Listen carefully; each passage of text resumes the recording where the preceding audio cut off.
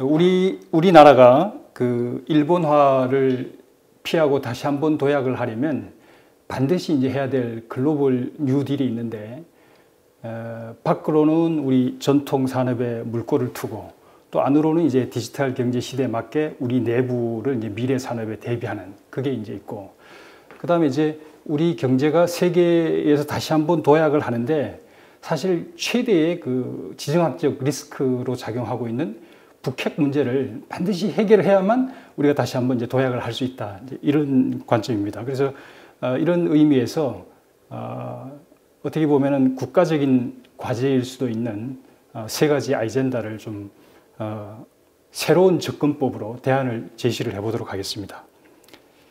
우리 가까이 있는 이제 경기권을 먼저 들여다보면은 지금 사실 우리 경제 사회 최대 이제 문제가 일자리 문제인데, 코로나 때문에 일자리 문제가 좀 더 이제 부각은 되긴 했지만 사실은 코로나 이전부터 우리가 이제 실업 대란의 조짐을 지금 보고 있었는데, 어떻게 하면은 일자리 창출의 새로운 돌파구를 열 수 있을지, 그게 사실 제일 이제 관건이 아니겠습니까? 그래서 이제 우리 경기권을 보면은 시화, 반월, 남동 이제 세 개의 단지가 우리나라 국가 산단 중에 가장 이제 큰 규모로 있는데, 지금 그 단지들에 보면 한 1000평 이상 되는 공장들은 거의 90%가 물류 창고로 지금 팔려 나가고 있고, 또 이제 그 뿌리 산업에 종사하는 그 중소기업들은 이 환경을 오염시킨다고 이제 그 민원의 대상이 돼 가지고 제한 업종으로 지금 분류가 되고 있습니다. 또 그 다음에 가뜩이나 이제 가동률이 이제 일감이 없어서 뭐 50% 60%대로 떨어졌는데, 최근에 이제 코로나 때문에 수입 인력이 아예 못 들어오다 보니까 인력난이 심화가 돼서 그 줄어드는 일감마저도 소화할 수 없는, 그야말로 이제 많은 중소기업들이 지금 조용하게 고사되고 있는 그런 이제 상황인데, 자, 우리가 이제 우리 내부에 이제 경기권에 이런 문제를 안고 있는데, 태평양을 건너서 미국에를 보면은 미국에도 그 예전에 그 공업 도시로 성장했던 지역들, 그 러스트벨트 내에 주로 이제 백인 노동 계층들이 이제 소외 지역에 소외화되고, 또 이 빈부 격차가 확대되는 게 사실 미국의 최대 이제 사회 문제입니다. 또 그 사회 문제로 인해서 포퓰리즘이 득세하고 이제 트럼프 같은 지도자가 또 나타나고, 심지어는 그런 내부 문제를 해결하기 위해서 동맹국인 한국한테까지도 이제 압박을 가하는, 경제적으로 압박을 가하는 이제 그런 상황인데, 제가 왜 이 경기권에 있는 이 지금 우리 공단이 겪고 있는 문제하고 저 멀리 태평양 건너에 있는 미국의 러스트벨트 문제하고 어떤 상관관계가 있겠느냐, 이 두 가지의 관계성을 우리가 잘 연구를 하면은 양쪽 문제를 다 해결할 수 있는 해법이 이제 있다고 보는 거죠. 자, 그래서 이제 우리가 일자리를 창출하는 여러 가지 이제 대안들 중에서 하나의 돌파구로 제가 먼저 미국 내 한국 거점 도시를 조성하는 그 전략을 통해서 어떻게 우리가 일자리를 창출하는지 한번 대안을 살펴보도록 하겠습니다. 앞서서 제가 이제 일자리 말씀을 많이 드렸는데, 우리 경제가 일자리 불임형 체질로 급속하게 지금 바뀌고 있습니다. 예를 들면은 이제 국내에서 이제 인건비 같은 것이 상승이 되면서 이제 경쟁력을 잃은 많은 중소기업들이 이제 탈한국 해외 이전을 하고 있습니다. 또 반면에 또 이제 그 대기업들이 주가 돼서 해외 쪽에 신산업 투자는 또 해외 쪽에 많이 일으키고 있기 때문에 국내 투자는 줄어들면서 해외 투자가 급증하고 있는데, 이 해외 투자를 어떻게 국내 경제와 연계시킬 것이냐, 이게 이제 굉장히 중요한 이제 과제가 되는 거죠.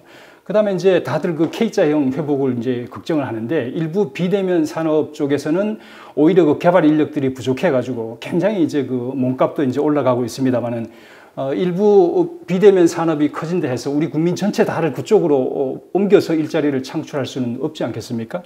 그래서 어떻게 하면은 전통 산업에 종사하고 있는 그 중소기업과 또 그 일자리, 그 종사자들의 일자리를 어떻게 그 전통 업종 가지고 창출을 할 수 있을 것이냐, 이게 이제 큰 이제 또 퀘스천이 되는 겁니다.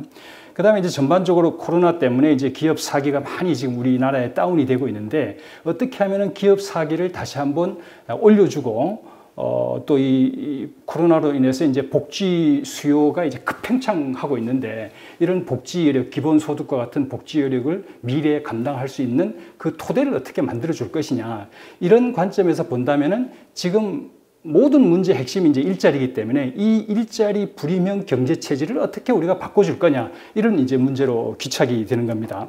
그 다음에 이제 우리가 경제 체질이라는 것은 우리나라 한마디로 말씀드리면은 상품 제조 수출형 경제 성장 모델이 이제 우리 경제 체질이 되겠죠. 그런데 우리가 일자리를 만들려면 먼저 일감이 생겨야 되는데 이 상품 제조 수출은 아시다시피 수출이 줄어들면서 공장 가동률이 이제 떨어지고 있지 않습니까? 이는 이제 생산 기지로서의 우리나라의 매력이 이미 상실되어 있기 때문에 해외에서 우리나라의 제조 기지로서 투자하는 이 투자도 줄어들겠지만 또 우리가 유턴 정책을 펼치고 있지만 많은 기업들이 들어오지 못하고 있는 것도 역시 마찬가지로 생산 기지로서의 어떤 경쟁력은 이미 잃고 있다. 그렇다면은 새로운 콘텐츠로 인재와 자본을 끌어들일 수 있는 방향으로 바꿔줘야 된다. 이제 이런 얘기가 되는 거죠. 자, 그런데 그러면 우리가 상품 제조 수출 외에는 새로 일감을 창출할 수 있는 방법이 없겠느냐? 예를 들면 사우디 같으면 원유 산업의 의존도를 바꾸려고 이 제조업을 아주 집중적으로 육성을 하고 있고 또 이제 중동의 주요 나라들은 그 신도시 개발을 경쟁적으로 지금 펼치고 있습니다. 또 그 고도의 산업화된 국가를 지향하는 이란 같은 경우에는 우리나라의 울산 산업 도시를 1호 벤치마킹 도시로 설정을 했습니다. 그래서 이런 그 개발 사업은 비단 개발도상국에만 있는 것이 아니라 선진국의 러스트벨트화된 공업 도시에도 다양하게 그 사업 기회들이 있는 것이죠. 이미 김우중 회장은 이런 개발 사업의 수요를 간파를 하고 30년 전에 그때 당시 대우의 그 기술은 아직 굉장히 미숙했습니다만은 개발도상국을 대상으로 전 세계적인 개발 사업 경영을 펼친 적이 있습니다. 그래서 이런 현지 문제 해결형 개발 사업을 구현하는 통상 모델이 K제조업 수출입니다. 이 K제조업 수출이라는 것은 제품이 아닌 제조산업의 기술, 노하우, 또 그 제조산업을 백업하는 산업도시 인프라 전체를 서비스로 수출하는 통상 플랫폼이 되겠죠. 그런 이 K제조업 수출은 개별 기업이 할 수 있는 것이 아니라 국내 기업의 다양한 업종과 기술이 융합이 돼야만 가능한 모델입니다. 따라서 우리가 제조업을 이 고사하고 있는 제조업을 지키려 하기보다는 국제사회 연결성을 확보하는 레버리지로 우리가 활용할 수 있는 것입니다. 그래서 이제 그 일례로 미국의 러스트벨트 부흥 사업을 펼칠 수가 있습니다. 앞서 제가 말씀드렸듯이 미국의 최대 사회 문제가 이제 러스트벨트라고 했는데 미국에서는 이 바이 아메리카, 하이 아메리카, 즉 미국에서 판매할 제품들은 미국 사람을 고용해서 미국 현지에서 생산하라라는 이제 정책이 되겠죠. 그래서 이런 러스트벨트를 부흥을 시키려면 그 러스트벨트 내에 있는 이 산업도 재생시켜야 되고 도시 전체의 인프라 경쟁력도 재생을 시켜야만 이 경제 부흥을 우리가 기대할 수가 있습니다. 따라서 이러한 이 부흥 사업에는 제조와 인프라 기업의 망라하는 다양한 업종 융합이 필요로 한데 미국 자체 내에는 이러한 업종과 인프라의 기업과 업종의 생태계가 이미 상당히 낙후되어 있고 도태되어 있기 때문에 내부 영향이 없다고 볼 수가 있습니다. 따라서 이제 미국은 외부 이 수입국의 수출국이죠. 미국에 대한 수출국에 대한 투자 압박을 가하고 있는데 한국도 이제 이러한 미국의 그 움직임에 대비를 해서 주로 이제 뭐 배터리라든지 태양광, 반도체와 같은 주로 신산업 쪽을 중심으로 대기업들이 투자를 지금 하고 있습니다. 근데 우리가 이제 경기도를 보면 경기도는 이 세계 최고 효율 등급의 제조 기술과 생산성 노하우, 그 다음에 또 이 경기도가 이 산업을 키워오면서 갖추어온 이 도시 인프라 요소 기술 업체들이 아주 다양하게 분포되어 있습니다. 따라서 이 경기권의 산업 역량과 산업 도시 인프라 자산을 잘 융합을 하면은 미국 내에서 스스로 해결할 수 없는 러스트벨트 도시 재생 문제를 우리가 해결할 수 있는 역량이 갖추어져 있는 것이죠. 따라서 민관 협업으로 우리 바이든 정부 출범에 맞추어 가지고 대미 투자 카드로 한국 투자 플랜을 미국 정부에다가 제안을 할 수가 있겠습니다. 따라서 이와 같은 사례로 개발도상국도 있고 이제 선진국도 있겠습니다만은 이런 국가들의 우리가 세계 1등 산업과 그 인프라를 한 2, 3개국에 이제 수출을 하고 진출을 하게 되면은 국제사회와의 연결성이 이제 우리가 확보가 됩니다. 이렇게 연결성이 확보가 되면은 마치 수도권이 국내에서 누리는 그 플랫폼 효과가 있지 않습니까? 그와 같은 플랫폼 효과를 글로벌하게 우리가 누릴 수 있는 환경이 조성이 되는 거죠.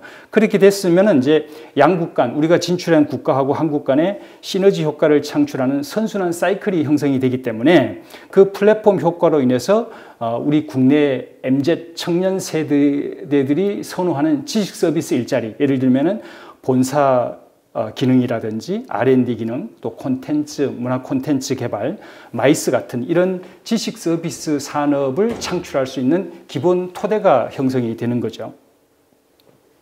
자, 그러면 미국 내 한국 거점 도시를 어떻게 만들 것이냐를 이제 보면 먼저 후보 도시로는 자동차 산업 중심지인 디트로이트, 또 철강 산업이 이제 중심인 그 피츠버그, 기계 석탄 섬유 산업이 중심인 필라델피아가 이제 후보로 볼 수가 있습니다. 그래서 이 중에서 우리가 특정 한 개의 도시를 우리가 선정을 해서 재생을 시키고 그걸 한국 거점 도시로 우리가 재건해 내는 게 되겠죠.